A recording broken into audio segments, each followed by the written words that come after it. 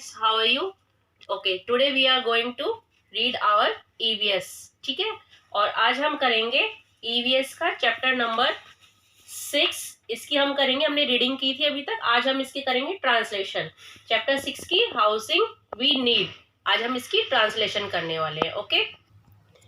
Okay, तो आज हम इसकी करने वाले हैं ट्रांसलेशन। तो जैसा कि मैंने आप लोगों को बताया था, ट्रांसलेशन करने के लिए आपको क्या करना है, जो भी आपको डिफ़िकल्ट वर्ड्स हैं पहले आप उनके मीनिंग जो है वो डिक्शनरी में से ढूंढ के और ऊपर लिख लेंगे। ठीक है, फिर कैसे करेंगे वो मैं आपको बताती हूँ। तो इसकी स्टार्ट करते हैं। Housing we need. तो हाउसिंग का मतलब होता है आवास। आवास मतलब जहाँ पे हम रहते हैं, घर। वी मतलब हमें, हम या हमें। नीड मतलब ज़रूरत। ठीक है, तो आवास हमें ज़रूरत। तो जब हम इसको कनेक्ट करेंगे तो हमारे चैप्टर का नाम क्या बनता है? हमारे चैप्टर का नाम बनता है हाउसिंग वी नीड। घर जिसकी हमें ज़रूरत है, घर हमें हमारी ज़रूरत है।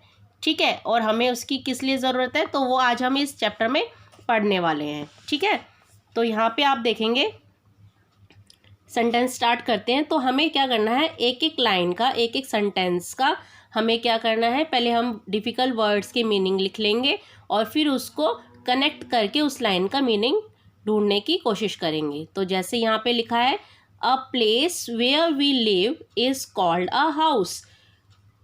प्लेस मतलब क्या होता है, मैंने लिख लिया जगह। ठीक है, वेयर सबको पता है। अब ये स्मॉल स्मॉल लेटर्स जो वर्ड्स हैं सबको इनका मीनिंग पता है। लिव मतलब होता है रहना। ठीक है, वी मतलब होता है हम। तो हमें बार बार इनको लिखने की ज़रूरत नहीं है। तो जिन वर्ड्स का हमें मीनिंग ऑलरेडी पता है हम उनका मीनिंग नहीं लिखेंगे, हम उनको वैसे ही कनेक्ट करने की कोशिश करेंगे। और हाउस का क्या होता है, घर, सबको पता है। ठीक है, तो a place where we live is called a house. जगह, घर। ठीक है, इन दोनों के मीनिंग लिख लिए हैं। तो जगह, a place where we live, वो जगह, एक जगह जहाँ हम रहते हैं उसे क्या कहते हैं, घर कहते हैं। ठीक है, एक जगह जहाँ हम रहते हैं उसे हम घर कहते हैं। We all need a house for the following reasons. We हम, ऑल नीड मतलब ज़रूरत होती है, हाउस घर, फॉलोइंग रीजन्स। फॉलोइंग मतलब जो यहाँ पे लिखे हुए हैं, निम्न, जो नीचे दिए गए हैं निम्न। रीजन्स मतलब कारणों से। ठीक है, निम्न कारणों से ज़रूरत होती है, ठीक है, घर की। तो इसका मीनिंग क्या बना, हम सबको ज़रूरत होती है घर की, फॉर द फॉलोइंग रीज़न, निम्न कारणों से। तो निम्न कारण कौन से हैं, जो यहाँ पे दिए गए हैं। तो यहाँ पे आप देखेंगे, our house provides us shelter and keeps us safe. Our हमारा, ठीक है, हाउस पता ही चल गया, घर। प्रोवाइड्स देता है या प्रदान करता है। शेल्टर होता है आश्रय। कीप्स होता है रखता है।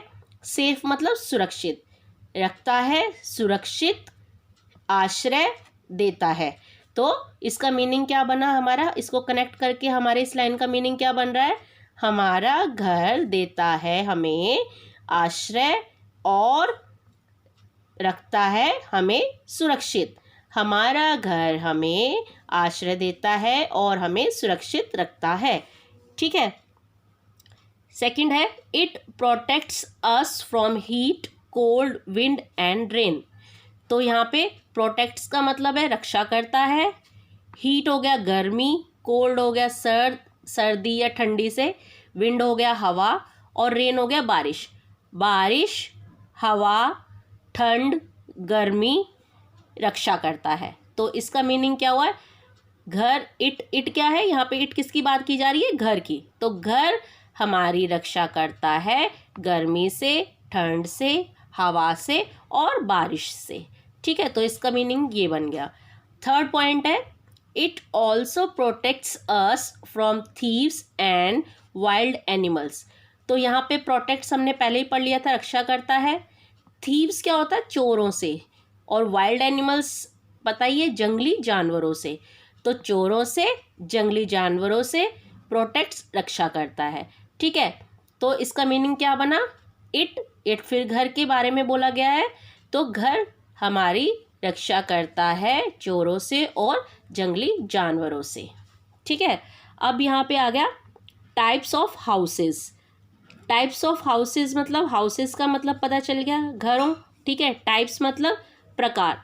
तो घर जो है वो कितने प्रकार के होते हैं और किस किस प्रकार के होते हैं, तो वो हम इसमें पढ़ने वाले हैं। ठीक है, हाउसेस मेड ऑफ ब्रिक्स। पहले हम इतना देखते हैं, houses mades of bricks. Houses घर, मेड मतलब बनाते हैं, ब्रिक्स होती है ईंटों से, तो ईंटों बनाते हैं घर। तो घर हमारा बनाते हैं किससे? ईंटों से। सीमेंट, वुड होता है लकड़ी, steel and iron are called permanent और पक्का हाउस। ठीक है, तो जो घर बनते हैं किससे? ब्रिक्स से, ईंटों से, सीमेंट से, वुड से लकड़ी से, स्टील से, आयरन से, तो वो क्या कहलाते हैं? हमारे परमानेंट और पक्का हाउस। मतलब परमानेंट मतलब स्थायी रूप से, तो वो कहीं भी हिल नहीं। परमानेंट होता है स्थायी, जो वहीं पे रहता है। ठीक है, तो ये स्थायी परमानेंट हाउस है। They are mostly built in towns and cities. Built मतलब बनते हैं, बनाते हैं। टाउन्स मतलब नगरों में, सिटीज़ मतलब शहरों में। तो ये नगरों शहरों में बनाते हैं। तो they are mostly built in towns and cities. They मतलब ये जो घर हैं, परमानेंट हाउसेस जो हैं, वो कहाँ पर बनाए जाते हैं? ज़्यादातर नगरों और शहरों में। ठीक है, in big cities there are multi storey buildings. तो अभी हम इतना देखते हैं पहले। इन बिग सिटीज़ यानी कि बड़े बड़े शहरों में there are multi storey buildings. Multi storey होती है बहुमंजिला इमारतें, जो काफ़ी बड़ी बड़ी इमारतें होती हैं उनको मल्टी स्टोरी बिल्डिंग बोला जाता है। ठीक है, विच हैव मैनी फ्लैट्स और अपार्टमेंट्स।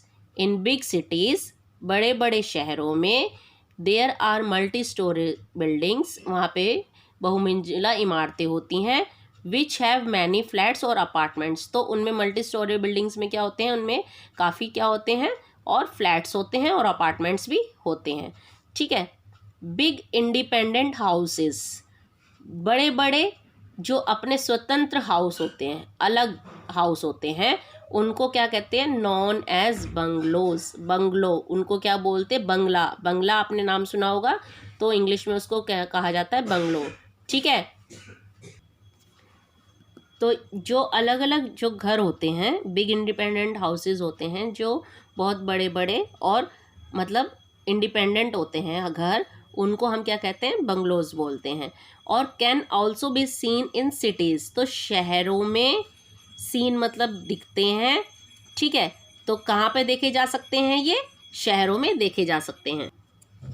तो इस प्रकार के जो घर बंगले हैं वो शहरों में भी देखे जा सकते हैं। People in hilly areas live in cottages. People मतलब लोग, हिली मतलब पहाड़ी, एरियाज इलाके, पहाड़ी इलाके, कॉटेजेस मतलब कुटिया। ठीक है, तो लोग पहाड़ी इलाके, लिव रहते हैं, कुटिया। तो जो लोग पहाड़ी इलाकों पे रहते हैं वो कहाँ रहते हैं? कॉटेजेस, कुटिया में रहते हैं। Which have slanted roofs. Slanted roofs यानी कि ढलवा छत होती हैं। ठीक है, तो विच उनकी क्या होती हैं? कॉटेजेस की कैसी रूफ होती हैं? ढलवा छतें होती हैं। सो दैट स्नो और rain can slide of the roof easily. Snow यानी कि बर्फ, रेन बारिश, स्लाइड ऑफ यानी कि फिसलना। ठीक है, रूफ छत, इजली आराम से। ठीक है, तो इसका मीनिंग क्या बन गया? सो दैट स्नो बर्फ, बारिश फिसलती है छत से आसानी से, ताकि जो बर्फ़ है और जो बारिश है वो क्या हो जाए? वहाँ से फिसल के नीचे आ जाए छत से, उसकी रूफ से आसानी से। ठीक है, इन विलेजेस, विलेजेस मतलब गाँव में, इन विलेजेस गाँव में, people build houses from straw. People लोग, बिल्ड मतलब बनाते हैं, हाउसेस घर, स्ट्रॉ मतलब भूसा होता है, घास फूस ये सब होती है, ठीक है। मड मिट्टी और बैम्बू, ठीक है, बांस की जो लकड़ी होती है उससे। तो इन विलेजेस गाँव में लोग बनाते हैं घर भूसे से, मिट्टी से और बैम्बू से, ठीक है। दीज हाउसेज आर कॉल्ड कच्चा हाउसेज। हाउसेज घर, कॉल्ड कहते हैं इनको कच्चा हाउस। तो ऐसे घरों को जो गांव में ये बनाए जाते हैं भूसे से, मिट्टी से और बैम्बू से, तो ऐसे घरों को दीज हाउसेज यानी ऐसे घरों को क्या कहते हैं, हम कच्चा हाउस कहते हैं। फॉर एग्जाम्पल हट, जैसे कि क्या है हट, हट मतलब झोपड़ी। तो झोपड़ी क्या है, एक कच्चे हाउस का एग्जाम्पल है, ठीक है। अब आपको ऐसे ही जो है बाकी के जो चैप्टर है उसमें आपको वर्ड्स दिए होंगे, डिफ़िकल्ट वर्ड्स जो आपको आएंगे रीडिंग करोगे तो उनके ऐसे ही मीनिंग लिखो और फिर उनको ट्रांसलेशन करके मुझे भेजनी है बेटा। Thank you.